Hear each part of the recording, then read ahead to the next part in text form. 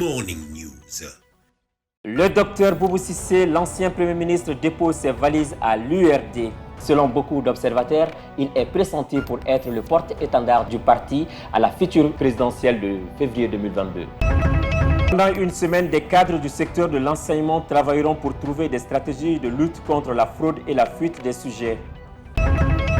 Coupe du Mali 2021, le stade malien de Bamako a remporté le dimanche 27 juin 2021 la 60e édition de la Coupe du Mali face à Binga FC, club de 2e division battu au bout du suspense par 3-2. Mesdames et messieurs, bonjour, bienvenue dans cette édition matinale sur Djoliba TV News. Un nouveau mouvement a été lancé le week-end dernier à la Bourse du Travail. Il s'appelle la gouvernance autrement. Un mouvement qui entend dénoncer la mauvaise gouvernance. Nous écoutons le président du mouvement au micro de notre reporter Moussa Tembine. Aujourd'hui, on a lancé le mouvement qui s'appelle la gouvernance autrement, qui est une association de veille citoyenne et de dénonciation. Cette association a deux vocations.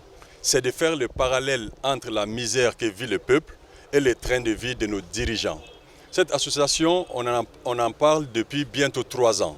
Aujourd'hui, on a concrétisé le lancement. C'est basé sur la dénonciation justement de la mauvaise gouvernance. Parce que nous avons fait des remarques sincères et des remarques qui datent depuis plus de 30 ans. Nous avons remarqué qu'au Mali et généralement en Afrique, la gouvernance de nos pays est essentiellement basée sur la prise en charge de nos dirigeants. Nos dirigeants, généralement, au lieu de faire face à nos problèmes de route, à nos problèmes d'école, à nos problèmes d'hôpitaux, aux coupures intempestives d'eau et d'électricité, nos dirigeants se prennent en charge eux-mêmes.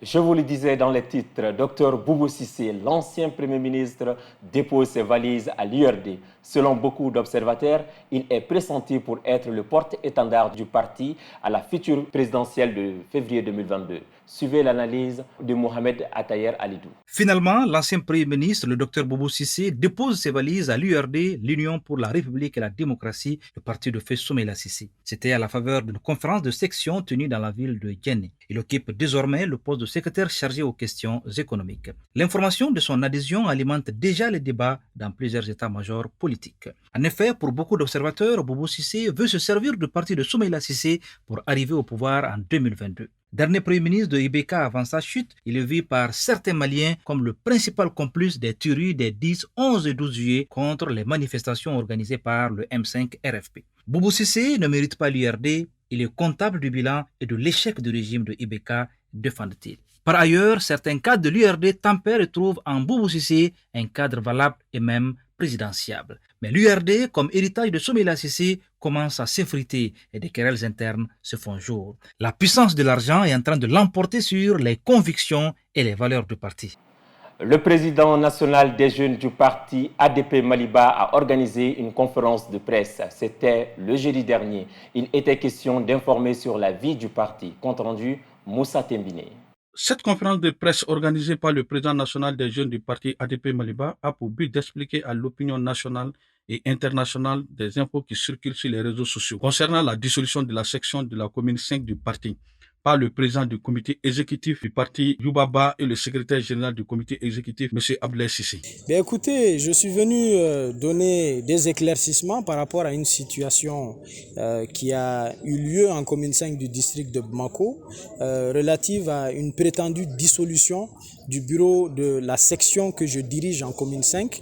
Et après analyse des textes, il apparaît très clairement que la dissolution qui a été prononcée est totalement irrégulière.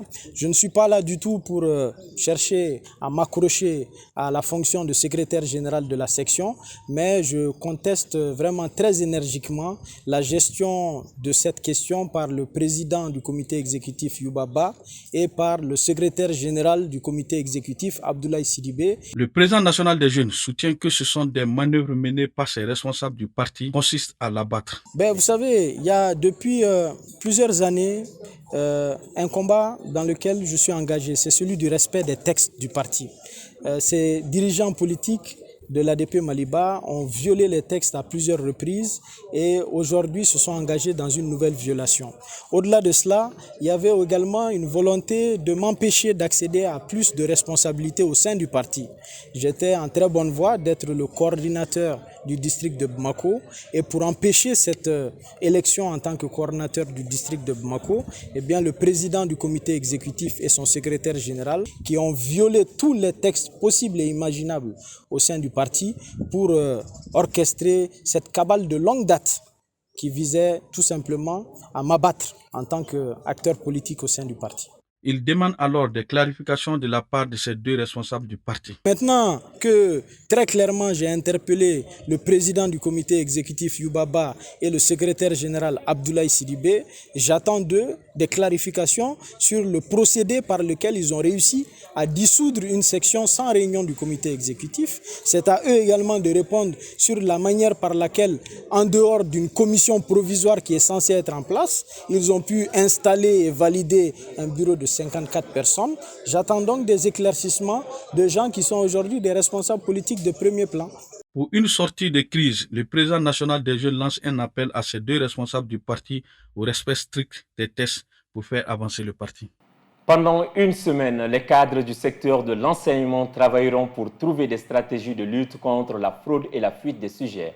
Le lancement des travaux de cet atelier s'est déroulé en présence de la ministre de l'Éducation, ses collègues de l'enseignement supérieur et celui de la communication. Haruna Saliakone pour le compte-rendu. La lutte contre les 3 F est désormais lancée. Les faux sujets, la fraude et la fuite des sujets, c'est ce que la chef du département de l'éducation appelle les 3 F. Cette bataille pour la moralisation des examens et concours est amorcée à travers cet atelier de réflexion sur ce fléau qui mine le secteur de l'enseignement au Mali.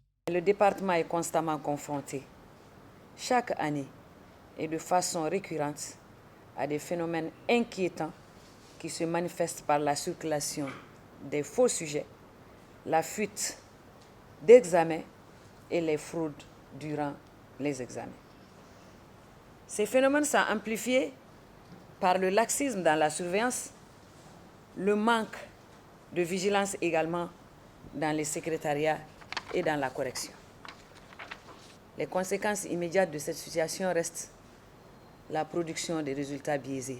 En mutualisant nos intelligences avec le concours des départements partenaires, l'enseignement supérieur et la communication, nous permettrons de réduire la virulence des maux qui rongent notre système. La sincérité des examens est inhérente à la crédibilité des diplômes décernés. C'est pour cela que le ministre de l'Enseignement supérieur salue cette initiative de son homologue. Lorsqu'on parle d'examen, à mon avis, il y va de la qualité de l'enseignement que nous délivrons. Il y va aussi de la qualité, disons de la crédibilité des diplômes que nous délivrons. C'est pourquoi pour nous ce sujet est extrêmement important. Et je voudrais donc vraiment vous remercier. D'abord vous féliciter pour cette idée, cette initiative, et aussi vous remercier de nous avoir associés à cet atelier extrêmement important. Le ministre de la Communication, de l'économie numérique et de la modernisation de l'administration a d'ores et déjà, à son niveau, des propositions concrètes. Nous pouvons partager avec le ministère de l'Éducation des bonnes pratiques pour réduire, voire éliminer la fuite des sujets des examens, à savoir, entre autres, tarder le processus de choix des sujets pour qu'il soit très proche du jour J de l'examen. 2. Limiter les personnes ayant accès au sujet lors de la copie des sujets. Cela nous paraît important. 3. Interdire sur la période allant du choix des sujets au jour J des examens l'utilisation des téléphones avec appareil photo aux personnes intervenant dans le processus de choix et de copie des sujets des examens. Et dans le cas échéant, développer dans un futur proche, si possible, une plateforme sécurisée de mise à disposition automatique des sujets des épreuves aux différents centres d'examen. Madame le ministre promet que les conclusions de cet atelier d'une semaine seront adoptées et appliquées dès cette session 2021 des examens. Le ministre de la Refondation de l'État a rendu une visite de courtoisie au bureau du médiateur de la République. À sa sortie, le professeur Ibrahim Ikassa a donné quelques explications sur l'esprit de cette rencontre. Il est au micro de notre reporter Adama Sanogo. Nous avons diagnostiqué le fonctionnement de la superstructure de l'État, les procédures, le diagnostic des procédures, les rapports entre l'État et ses divers partenaires sociaux, politiques et simplement les citoyens également. Les dysfonctionnements ont été diagnostiqués en si peu de temps. Nous étions venus en visite de courtoisie, mais visiblement ça s'est transformé en séance de travail pour justement réfléchir sur notre État, depuis le niveau constitutionnel jusqu'au niveau citoyen simplement. Ce n'est qu'un début, nous reviendrons bientôt pour mieux étudier les solutions appropriées, parce que des solutions ont été proposées au long cours. Les différents forats, la conférence d'entente nationale, qui était sous la feuille justement de la médiature de la République, comme d'ailleurs le dialogue national inclusif, sous la feuille de la République, dont le siège était justement au niveau de la médiature de la République, mais aussi les journées de concertation sur la transition, les autres assises états généraux sur la décentralisation, le foncier, la corruption, la santé, l'éducation, la justice. Tout cela, ce sont des propositions. Maintenant, il va falloir aller vers des choix judicieux. Les grottes de Misirikoro de la région de Sigasso est située au sud-ouest de Sigasso à environ 12 km. Les grottes de Misirikoro désignent un monticule graisseux d'environ 80 mètres de hauteur. Ce site touristique joue un rôle important dans la vie des populations en tant que lieu de culte et de recueillement. Composé de plusieurs blocs, les habitants du village de Misirikoro fréquentent ainsi le site. Le bloc situé sur le flanc est sert de lieu de culte aux animistes. Celui du flanc sud-ouest est réservé aux musulmans pour prière et recueillement des marabouts. Le bloc ou vestibule situé en haut servait de réfectoire et de refuge aux populations en cas de guerre. Les grottes de Misirikoro abritent plusieurs espèces de chauves-souris. La légende rapporte que les rois de Sigasso n'entreprenaient jamais d'expédition guerrière sans consulter les génies des grottes. Faites-y un tour pour contempler la beauté architecturale de ce joyau culturel. Vous n'allez pas le regretter. À présent, la page internationale avec Aminata Chektal. Laurent Gbagbo de retour dans son village natal après 10 ans d'absence. L'ancien président ivoirien Laurent Gbagbo arrive dans son village de Mama dans le centre-ouest de la Côte d'Ivoire. Il n'y était plus revenu depuis 10 ans.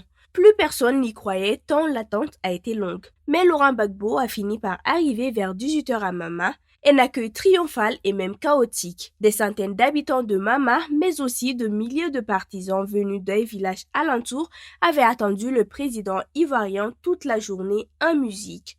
C'est donc devant une foule en folie que l'ancien président s'est exprimé. En Afrique du Sud, le président impose des nouvelles restrictions pour lutter contre le variant Delta. Le président sud-africain Cyril Ramaphosa a annoncé dimanche 2 nouvelles restrictions dans le pays le plus touché du continent pour faire face à la forte hausse des contaminations au coronavirus provoquées par le très contagieux variant Delta. Le pays, qui subit de plein fouet une 3e vague, est confronté à une résurgence massive des contaminations, a déclaré le chef d'État lors d'une allocution télévisée qui a dressé un tableau très noir de la situation.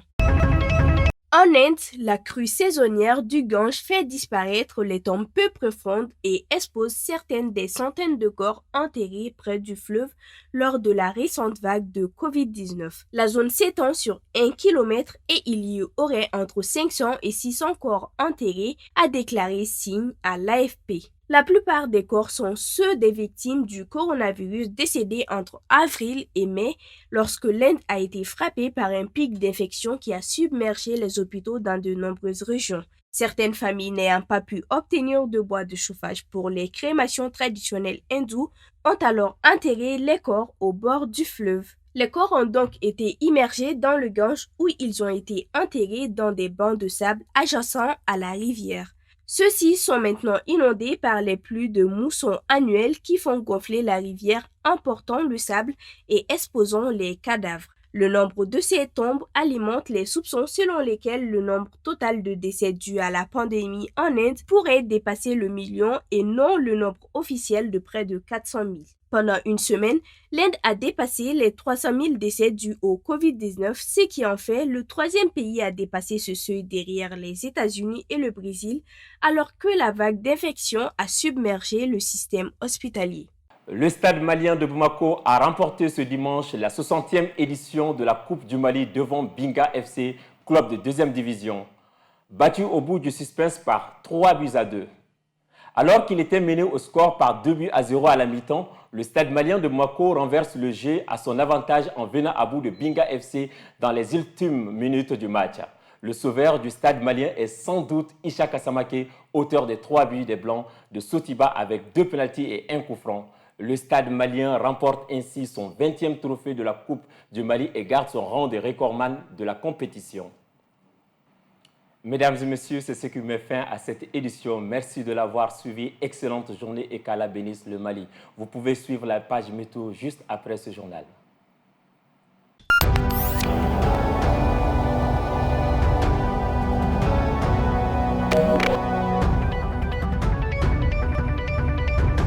Joliba Morning News.